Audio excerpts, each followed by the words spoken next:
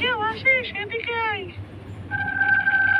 এই বাইরে কোন বেয়াদবগুলো চিল্লাচিল্লি করতেছে বলতো? ম্যাডাম, ছাত্ররা কোটা বিরোধী আন্দোলন করতেছে।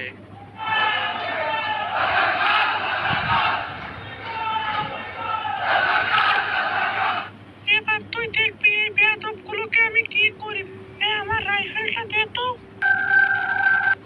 এই এখন কে কোথায় গেলি? সাহস থাকলে আমার সামনে এসে দাঁড়াতো দেখি।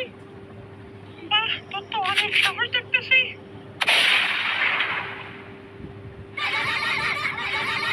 কি করে